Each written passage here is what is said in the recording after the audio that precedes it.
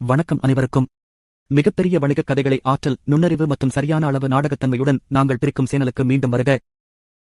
இது ஆகஸ்ட் 11, 2025. நான் உங்களுக்குச் சொல்கிறேன். நிதி, விமானப் போக்குவரத்து, தொழில்நுட்பம் மற்றும் மின்சார வாகன உலகில் இது ஒரு காட்டு சவாரி.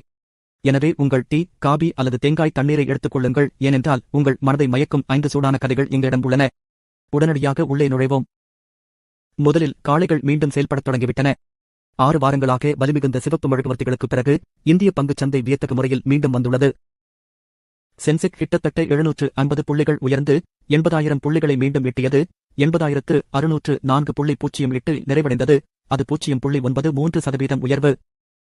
நிஃப்டி மிகவும் பின்தங்கியிருக்கவில்லை. 0.91% உயர்ந்து 24,55 மேல் முடிவடைந்து நாளின் இறுதியில் 24,585.05 இல் முடிந்தது. மும்பை பங்குச் சந்தையில் 200க்கும் மேற்பட்ட பங்குகள் முன்னேற்றம் கண்டன. மழைக்காலத்திற்குப் பிறகு ஒரு கிரிக்கெட் மைதானத்தை விட அது மிகவும் பசுமையானது. இது வெறும் நிவாரணப் பேரணியா அல்லது நீண்ட காலை ஓட்டத்தின் தொடக்கமா என்று நீங்கள் நினைக்கிறீர்களா? கீழே உள்ள கருத்துக்களில் உங்கள் கருத்துக்களை பதிவிடுங்கள். அடுத்து, வானத்தில் சிறிது கொந்தளிப்பு. ஏர் இந்தியா நிறுவனம் செப்டம்பர் 1 முதல் டெல்லி வாஷிங்டன் டி.சி. சேவையை நிறுத்தி வைப்பதாக அறிவித்துள்ளது. அதற்கான காரணம் இங்கே. வாடிக்கையாளர் அனுபவத்தை மேம்படுத்தும் நோக்கில் ஒரு பெரிய மேம்படுத்தல் திட்டத்தின் ஒரு பகுதியாக விமான நிறுவனம் தற்போது 26,787 முதல் 8 வரை ட்ரீம்லைனர்களை மறுசீரமைத்து வருகிறது. பிடிப்பு: இந்த விமானங்கள் குறைந்தபட்சம் 2026ஆம் ஆண்டின் பிற்பகுதி வரை செயல்படாமல் இருக்கும். இது தற்காலிக வழித்தட குறைப்புகளுக்கு வழிவகுக்கும். இப்போது இது மிகப்பெரியது. ரெட்மண்டிலிருந்து உலகம் வரை. மைக்ரோசாப்ட் தலைமை நிர்வாக அதிகாரி சத்யா நாதெல்லா ஒரு பெரிய உள்குறிப்பை வெளியிட்டார். மைக்ரோசாப்ட் உருவாகி வருகிறது என்று நமக்கு தெரியும். அவர் கூறினார், நான் மேற்கோள் காட்டுகிறேன், ஒரு புதிய சகாப்தத்திற்கான நமது பணியை நாம் மறுபரிசீலனை செய்ய வேண்டும்.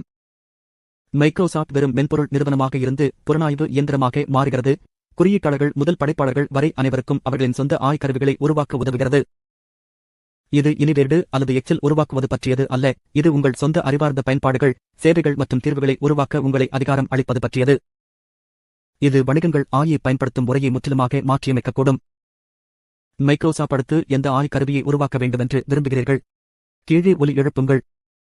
இந்தியாவின் மின்சார வாகன சந்தைக்கு இப்போதுதான் பெரிய மின்னழுத்த ஊக்கம் கிடைத்துள்ளது. டெஸ்லா நிறுவனம் கடந்த மாதம் மும்பையில் அறிமுகமானதைத் தொடர்ந்து இந்த முறை டெல்லியின் ஏரோசிட்டியில் வேல்மார்க் 3 தனது 2வது ஷோரூமை இந்தியாவில் அதிகாரப்பூர்வமாக திறந்துள்ளது. புதிய அனுபவ மையம் மாடல் வாயை காட்சிப்படுத்துகிறது. இது ஏற்கனவே பரபரப்பை ஏற்படுத்தி வரும் மின்சார எஸ்யூவி ஆகும்.